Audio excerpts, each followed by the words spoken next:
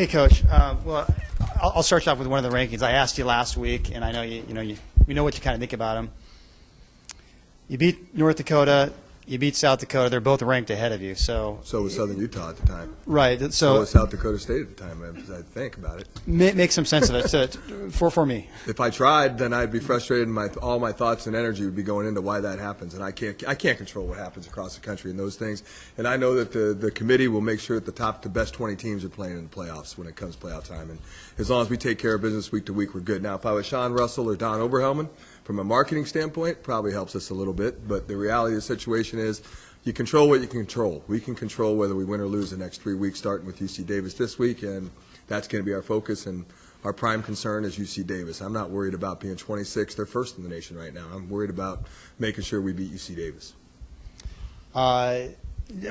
Just step back for a couple of minutes here, or a minute, on the game on Saturday. I mean, we know it's a tough first half, great second half. Now that it's Monday, what are your thoughts on what kind of a nice performance it was for you guys? It was great. Obviously, a great win. I mean, those are the times when your character is truly tested. Is when you're down 17-0 at halftime in a game that you know you need to win. It's at home and all those things. So I think the ability to throw that first half in the trash and say that that's why you play 60 minutes. It's kind of the opposite of what we were talking about the UC Davis thing a year ago. It's why you play 60 minutes. And I told our team we have 30 minutes to win a championship, and we spotted a team 17 points.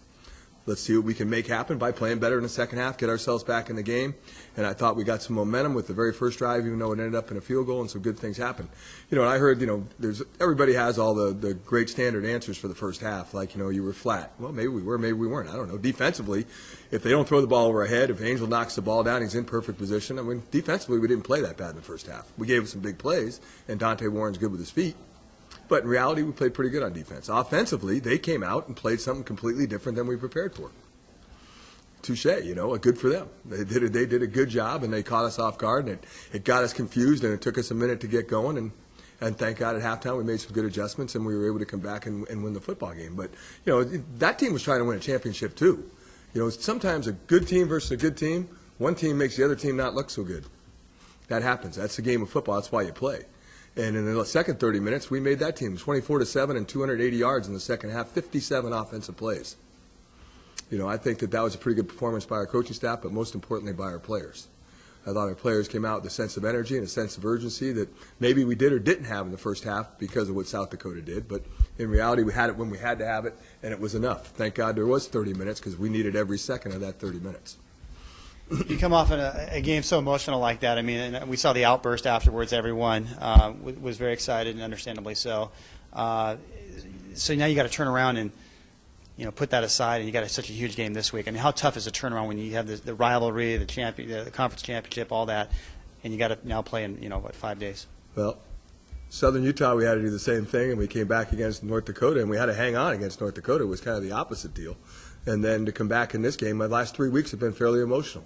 And I'm sure there's a little bit of wear and tear, but I think it also creates a lot of excitement within your team. And it also presents itself with the word confidence, that we don't have to panic if we get behind 7 or 10-0, that we can come back. Now, I hope we don't, but the reality of the situation is that could happen. And we hopefully will have the same response we had this week, that it's a learned experience, it's a learn how to do it, learn that the game is 60 minutes long, and hopefully play a full 60 minutes at a certain point in time, and maybe it won't come down to a last-second field goal. UC Davis, as you heard me ask Brandon, I mean, they're down this year, tough loss last week. Still obviously very dangerous to rivalry. Yeah, game, I mean, so. I already said the Great West is a great football conference, and if you take the Southern Utah game out of it, they came within 3. They didn't have 5 turnovers against South Dakota. They would have beat South Dakota in South Dakota. They played Hawaii and they played Arizona State. I mean, they haven't played they played tough people. And they're 2-6, and we all understand that. They have a great quarterback, and he played very well against us. They have an experienced offensive line. And defensively, in the second half, what they did to us was good stuff last year, and I would expect more of the same coming back in to start the game this year. So we have our work cut out for us. And there's no easy games in the Great West, and we understand that. I wouldn't doubt that this is going to be a 3 or 4 point game when it's all said and done, and Cal Poly better have the 3 or 4 more points. I guess that's the best way to look at it right now. And I know you want to beat Davis, something you haven't done so far in your 2 years. I hate to bring that up, sorry. But, I mean, how nice would it be for you to pick up a win against, this team's arch rival, personally for you? Well, you got to remember, I am from California, and Davis has been a rival for a long time, just almost everywhere I've been. And In Portland, we had great success against them, and at Sonoma State, we took the 20 years away from them after they won a championship for 20 consecutive years. So I know how good of a program they have. They have a great program. I have a tremendous amount of respect for what they've accomplished. Bob Biggs is a great man and a great football coach.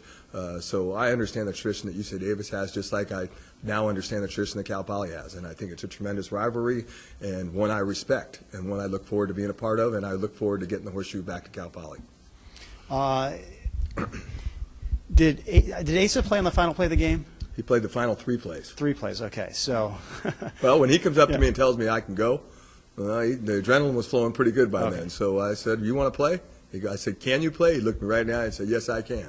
And I said, "Go do it then." Yeah, I saw number 2 on the field, and I was looking at my video. So, what's his health like? Because we know he got banged up again. Most of the guys aren't going to practice. I mean, there's 7 or 8 guys that won't practice but will play Saturday. He'll be a game time decision. I wish I knew right now because obviously he makes a big difference in our game plan. But in reality, if he can play, it's a good thing for us, and we'll be very excited if Asa comes up to me on Friday and says, "I'm ready to roll." He's going to make the trip. Can you talk more about the 7 or 8 guys that won't practice this week? I mean, I assume Rogers. Mark Rogers won't practice. He ran today. I'll give him some credit. It wasn't a real pretty run, but he did do his running this morning. He won't, for sure. Probably Jeff Hyde probably won't. Giovanni Sani probably won't. Kenny Jackson probably won't. I mean, the list is pretty deep. I mean, there's probably 7 or 8 guys that are going to play significant amounts of times that, and we really won't have the final one until Dr. Devine gets here tonight as far as where we exactly are with injuries. On the flip side, how impressed are you still with the people who have stepped up in the last couple of weeks? I mean, whether it's, Nico Molino and all the injuries the big injury he had, he's been stepping up lately. I mean, talk about the opportunities these kids are getting and whether or not they're fulfilling them in your eyes. Well, I don't think there's any question we're winning. And I think that it's taken a team effort for us to win. We knew Asa could play Saturday night. We didn't know how long he'd last. He lasted a quarter and a half. Kevin Britt got some time. I made a stupid penalty, and it probably was because he was so charged up to play finally. And hopefully he learned from that experience. But he did some good things in the game, too, where our confidence in him goes up. So I think athletics is all about opportunity.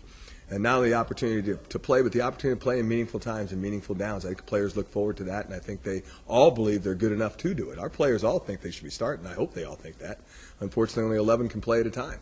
So I'm excited for all those guys who are getting opportunities, from Mike Freeman on the offensive line, who's done a great job for us filling in when he's had to play. Deontay, we already know, is a spectacular player, so we had a tremendous amount of confidence that he would play hard and play well. We wish we'd had more yards, but a lot of that happens because of what South Dakota was doing. And I think that the Andre Broaddus is Andre Broaddus that we said. The guy refuses to lose. His competitive nature is something I think that's pretty special for us. And then our defensive line, 11 defensive linemen, and maybe 12. 11 played for sure on Saturday. That's getting into your third deep that played Saturday night and played extremely well. And that's the same in the secondary. We're getting guys that early in the year, they were third in the depth chart. Nick DeZubnar is doing a good job playing at linebacker. Kenny Jackson's playing hurt and playing extremely well. So we have a lot of guys stepping up. But the one thing I want to say is that our special team Saturday night, probably the best game they played all year. And I think, everybody, with the exception of the fumble, at least Keaton Taylor recovered it. But you talk about the courage that Greg Francis had to not only catch the next punt, but catch it, take a peek and see what was going on, and return it 44 yards after fumbling the one before.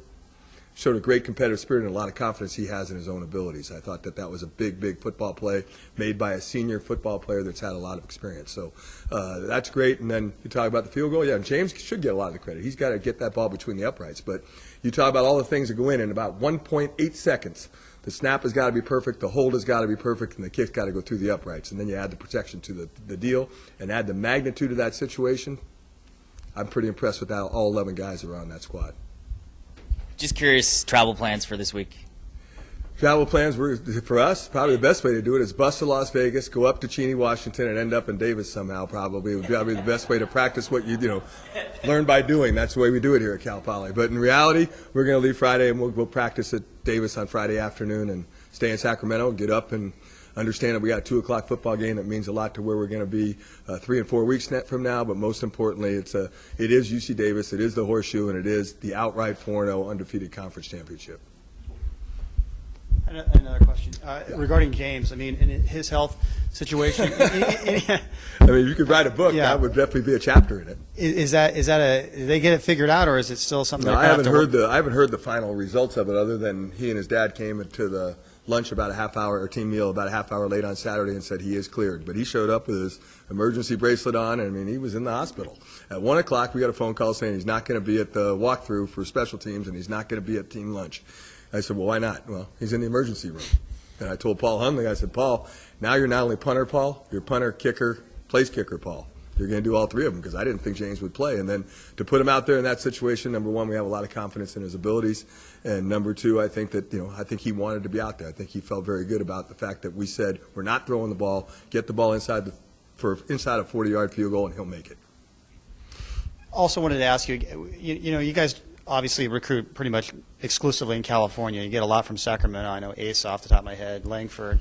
I mean, how big of a game is this just for recruits and in that Sacramento area up there? Most of the guys that go to Davis and most of the guys that go to Cal Poly had offers from both schools, most of them.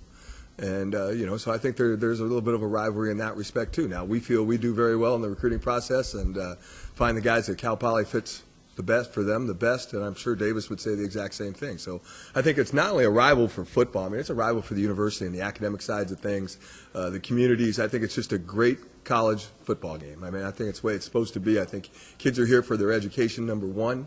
I think they are at Davis, too. And I think to have the opportunity for the two programs to be as successful as they've been in football, to have the opportunity to have as many great student athletes playing on Saturday is a tribute to both universities, and that's what makes this such a special game.